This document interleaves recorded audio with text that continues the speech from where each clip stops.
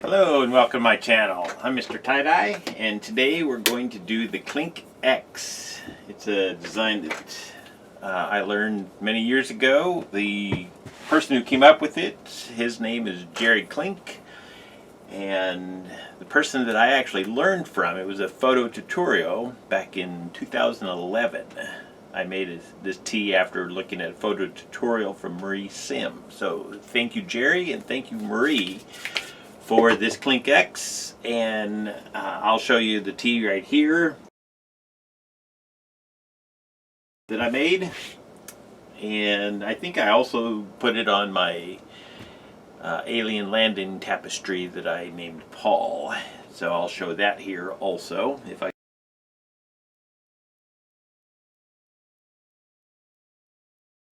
doing the KlinkX. First thing you need to do is figure out you're going to have kind of a row of X's going across the tee, and you can have them going like across the top of the shoulder, across the chest, the bottom, wherever you want them. Just figure out where you want them and draw yourself a line. I'm using a washable marker here, Crayola brand. They almost always wash out. Every now and then I've had one little mark hang out there, so I still work on the inside of my t-shirts to avoid having a mark on the outside. But they are ultra washable markers, and I don't know that I've had that issue in a while. But anyways, we're going to draw a line here, so what I'm going to do is bring it up. I don't want it right on the edge of the sleeve and the shoulder there, so I'm going kind of midway in between, coming down to the hip down here. I'm just going to draw a line all the way along.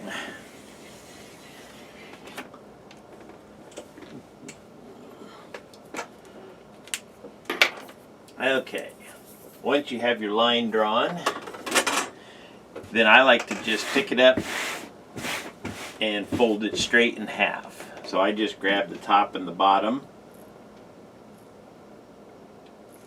and make sure that I have both sides of it, because I'm going to do the front and the back of the t-shirt at the same time. So pick it up and then flop it down. I usually will straighten that out. I like to see that line on the outside here, just because as we're doing our folding you're going to see that line, and it just helps to make sure that you know you're getting your line folded nice and straight, if you can see that where that one is. Anyways, and then the next thing you gotta do is figure out how big of a space that you want to fold. Now you can just pick a number and measure it out and draw some lines. Another way you can do it is you can pick up and fold and see how much of a fold do you think you want. This here is going to be just one leg of the X, so it's actually going to be twice as big there. So just figure out how big and then measure that with your ruler and do them the same. So what I'm going to do is, I think I'm going to mark mine out at 4 inches across here. Let's see. And I'm going to start up at the shoulder, because if you don't pick an exact number, I don't know how many, if I do 4 inches, yeah, that's going to not quite be long enough. Anyways, if I'm going to have a little bit of overlap, I'd rather it be down at the bottom than up here on my shoulder. So I want the top shoulder one to be nice and even. So I'm going to go along and mark out, let's see, I said 4 inches.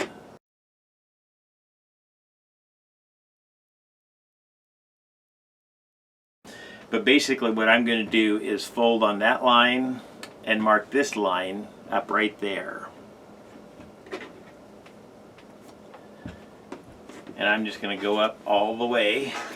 So basically I'm just taking this line, I'm folding this one in and folding this one on. And I'm keeping my line, this is the center line of the t-shirt, that's why I wanted to make sure that was on the edge. Just so that you can see that you're getting a nice edge. You should be able to see that purple line. It's not exactly perfect on the outside, but if you don't see it at all, if it's missing, then that means you've kind of rolled your folds in some way. So just go ahead and get those lined up and then just pick it up again. I just pick up the whole t-shirt here and then just line that up smooth that out. I'm making sure that I don't have any creases in here. And then we're going to do one more.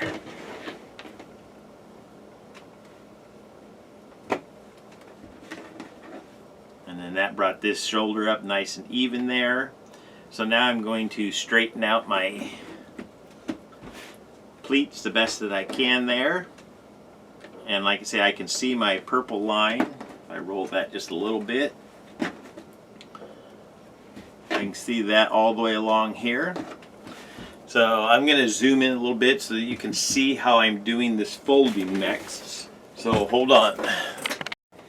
Okay, so here we are. This is the bottom of the tee. I just finished folding this up, and we got our nice edges right here. This is that line that I drew down the center.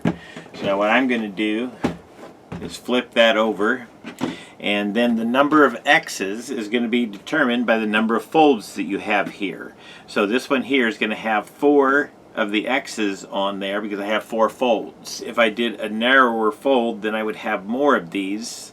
So that's another thing you can use to determine how big of a fold that you want. If you want more X's and you want them smaller, then just do a smaller amount and this stack is going to get bigger. And then you're going to fold it up in the same fashion. And this here next fold is just a little bit tricky. Looking at the photo tutorial, sometimes it can be hard to figure that out. But I'm going to draw an extra line on here so that you can see better what I'm doing. So I'm going to just draw a line right down the center of these 4 creases. Now what I'm going to do is tuck this one in as a triangle here. Let's back that up just a little bit so I'm in frame. So what I do is I lift up the side that's closest to me. This is just how I work. If you want to work the other direction and push, you can. But also for you guys to be able to see, these are the folds. This line here is going to get folded into the middle. So I lift this up, and what I'm doing is taking this line and folding along the back side here, and this line is going to get folded right across on the inside here. So you're going to see that. So I'm just doing a triangle here, and this is that line that is on the side. I'm folding it over here, and this is this fold line here. So I'm just folding that right there. And then of course this line is also lining up with this top crease right here. So once you have that all lined up nice and neat, then you're going to fold that back down, and then you're going to pick up this and you're going to do it again. So we're just going to do the same thing. We're taking this line and folding it along the back, and this line is getting tucked in going across this way, forming another triangle. So this is the easiest way that I find, is lining this line up back here. As I'm lining this up just nice and flush with the back side of this. This here is now a 90-degree angle, and this other line is coming straight up and down with the other side. So we're going to fold that down, and that's just stacking those little triangles up right there on that side. So we're just going to keep doing that. So once again, just lift this next one up, and we're only doing just one side. We're not folding back and forth. This is the only side that we're going to tuck in. So once again, fold that up nice and flat. And I try to make sure that I don't have any creases in there as I'm folding this.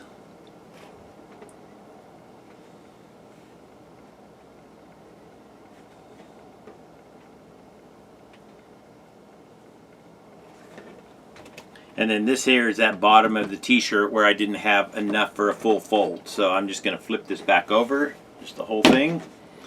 And then I'm just going to fold that up just like a little triangle, just right along that same line. And then what you want is to have this here have nice even, coming up to a nice point there. And then for this here, I usually use kite string, but this one here is really easy to use rubber bands with. So since I don't use rubber bands much, we'll use them for this one. And I'll usually, let's zoom back out here so you can see everything. I I usually double it up just so that it goes on tight. I slide that back on there. And I go all the way back to the back side of the triangle. So this here is all the way at the back here. And then I band one more up front.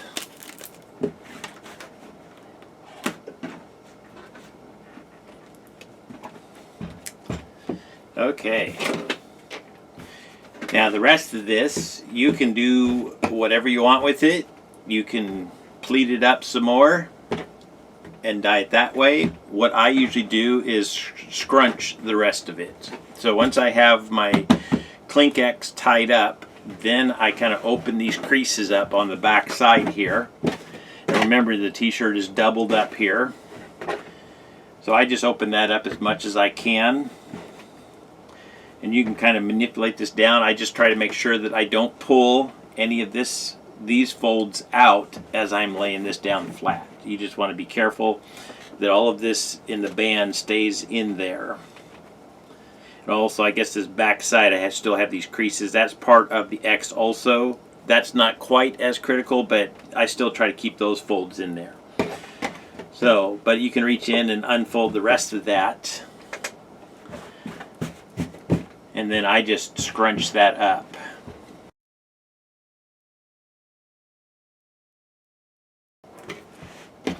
But like I say, you can use kite string or whatever you like. However your normal tying method is, you can do that. But this one, like I say, is easy with rubber bands. I haven't used them in a while, so I think they're all getting dry. Okay. Oh, no, that one should be good. Okay. So there's my KlinkX fold right there in the front, scrunch here on the rest of the tee, so that the KlinkX is going to run down across like this, and the scrunch is going to be up here on the shoulder and down on the hip. So let's go ahead and get some gloves on, and we'll get some dye put on this thing. Okay, now before I dye this, I always like to check to make sure that I can see all of my folds in there. And these ones here on the bottom side, the top side is looking pretty good because those are the bigger folds, but the bottom side has these double folds in there. And I just like to make sure that all of them are visible, none of them are tucked down in too far where they're not going to get some dye, because they're going to make up part of the design, and if they don't get dye on them, then your design will have holes in it. So that's just a good thing, is to go in and just kind of check to make sure in this bottom side here that all of those creases are visible. Because what I'm going to do is dye this whole thing with yellow, and then I'm going to dye the tips here with orange. I'm going to do the back side, the sides of the t-shirt in bluebird, and then I'm going to coat the whole thing with black. But up here on this part here, just from these rubber bands down, I don't want to put too much black on and have it soak in too far. So what I usually do is I use a foam brush and I brush it on, and that way I can kind of control how much. I can put one layer on, put another layer on. You want to make sure you get enough that it coats in there, because you do have a few layers folded over of the front and the back of the t-shirt.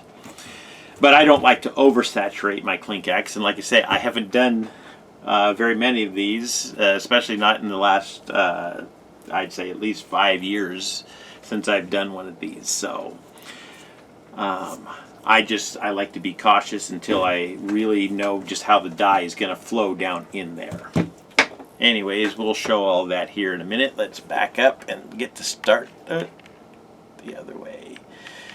Get to dyeing this. So, like I say, I'm going to start out with my lemon yellow, and then I'm going to coat with some deep orange just to give the design some more color to it.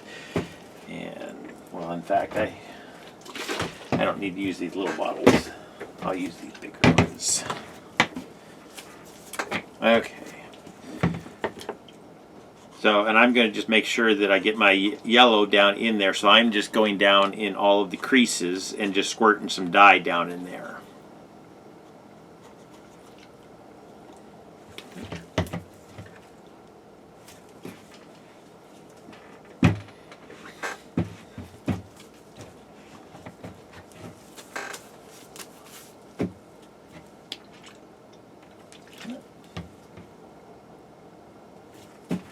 Yeah, it looks like I need some plumber's tape on that. It's just dripping yellow all over the place.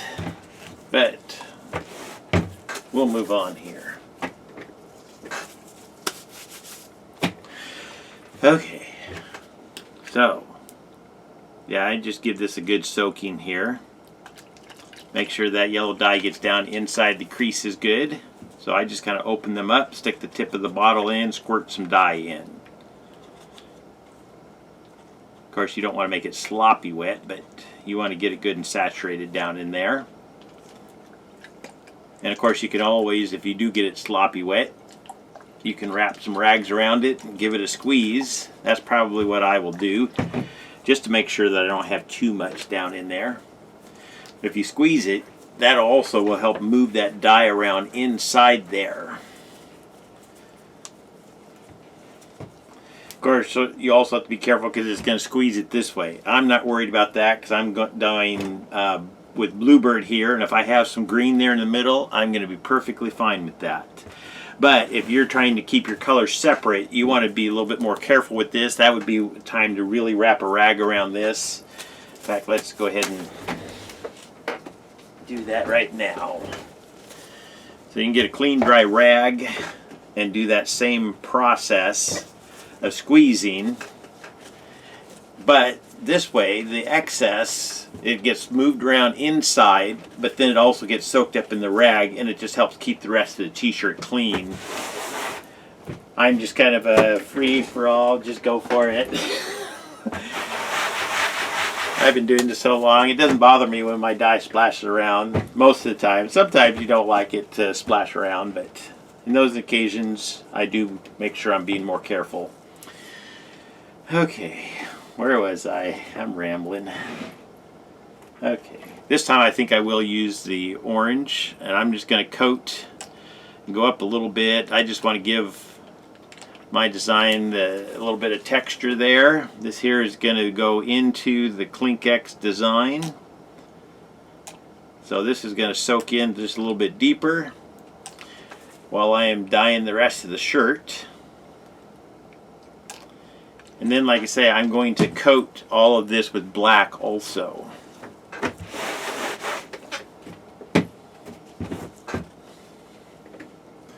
Okay.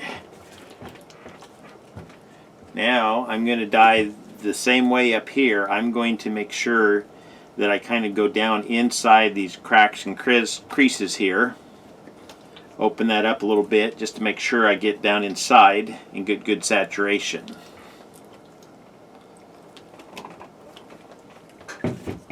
And same thing back here. So just kind of open those creases up. And it also helps you make sure that you don't squeeze too much and get it squirted up in the wrong direction there. Just by opening those up a little bit.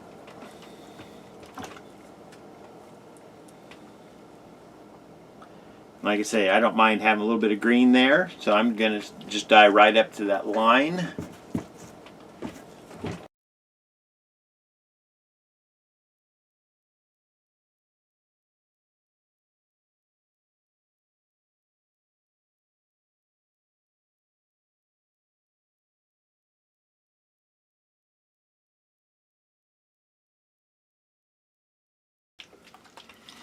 So now I'm just going to coat it with a layer of black over top, and I'm just using regular black dye and just giving it just one quick coat.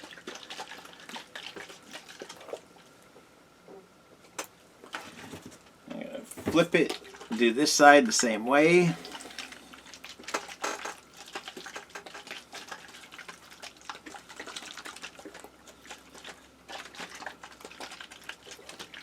Okay.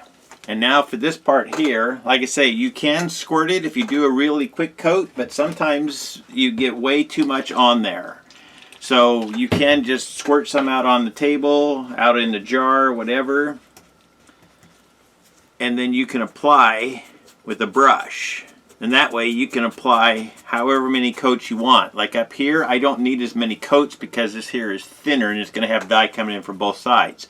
But in between these two rubber bands, maybe I want just a little bit more dye. And up here by this one here, I can just coat that one just regular. So just squirt out a little bit in a container. The main thing is that if you are going to use a brush and paint dye on, I recommend using a small container that you're going to pour the rest out, or pour it on your table like this. You don't want to dip your brush. If you have a soda ash soaked t-shirt, if that's what you're working on, you don't want to be taking your brush, dipping it in a jug, and then spreading on here, because what you're doing is transferring little bits of soda ash at a time into your bottle. That's why I pour mine on a table, or I will pour it into, you know, just a lid like this here, with the intent on pouring out the rest of that when I'm done. But usually just a little bit on the table is all I need. And like I said, let's do that right there.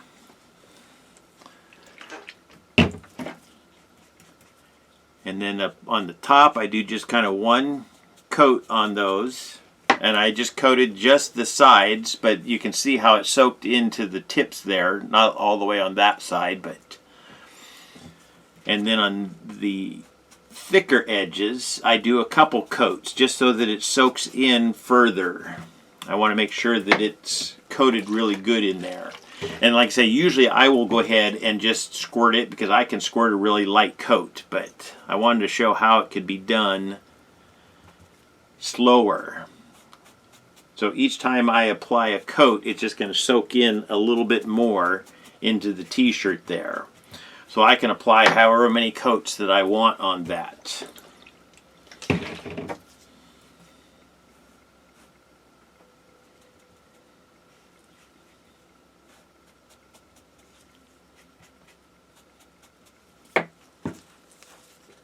And you can see it's kind of creeping in there a little bit.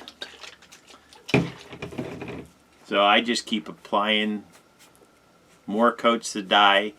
And you can open this up and peek in there and see just how far that dye has saturated. So let's do that. Just mind that you have dirty hands, or at least I do. So don't poke your fingers in there, but you can stick this in. Open that up and I can see that it's gone in, oh, maybe a ½ an inch. So, and let's look at the other side. Yeah, it's gone in about the same distance there.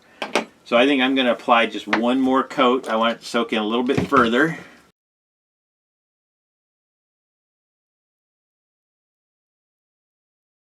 I think I'm going to call that good now for dye. And then the other thing that I need to do is coat this with soda ash, because I've kind of changed my process. There's 3 different ways of putting soda ash on. You can soak your t-shirt in it and then tie it and dye it. You can tie your t-shirt and then dye it. I mean, tie your t-shirt, soak it in soda ash, and then dye it. Or you can tie it, dye it, and then add your soda ash on at the end. Just as long as you have your cotton, your soda ash, and your dye all together before you batch it, you're good to go. So that was my plan on this one. I don't do as much soda ash soaking, t-shirts, so I don't keep a bucket around. It's easier to keep it in just a jug and use it a little bit at a time. So I just pour mine out of a squirt bottle. I mix my soda ash a little bit stronger after reading about Paul Kinney's Pariah method. So I mix mine about 2 cups to 1 gallon of water. And that still keeps it liquid in there. I haven't had the settling in the bottom. So what I'm going to do now is just coat the whole thing here with soda ash. And then I'm going to put it away to batch for 48 hours.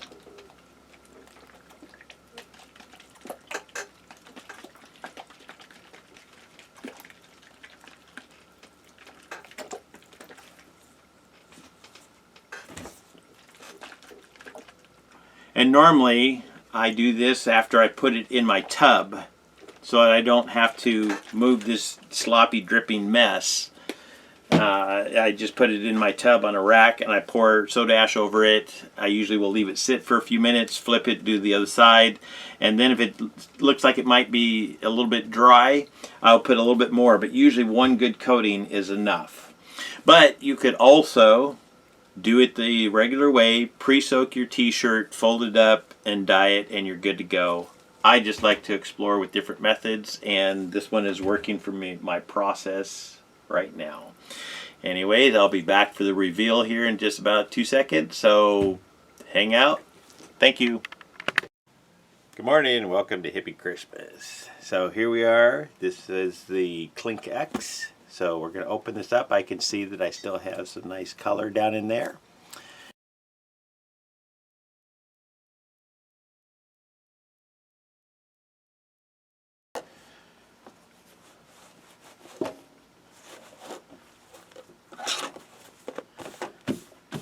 And there's the KlinkX. Like I say, you can play with dyeing it in many different ways. I brushed my dye on, but you could also just do a light squirt with the dye. You can change the colors. You don't need to go with black. You could do lighter colors and put a different darker color. Like I could have, instead of putting the black on, I could have done the orange and yellow and then put red or fuchsia over top. So lots of possibilities with the KlinkX. Have fun with it, and thank you Marie, and thank you Jerry for coming up with the design, and Marie for doing the photo tutorial that I learned from. Peace out. I'll have this video finished and the dried t-shirt in just 2 seconds. Thank you.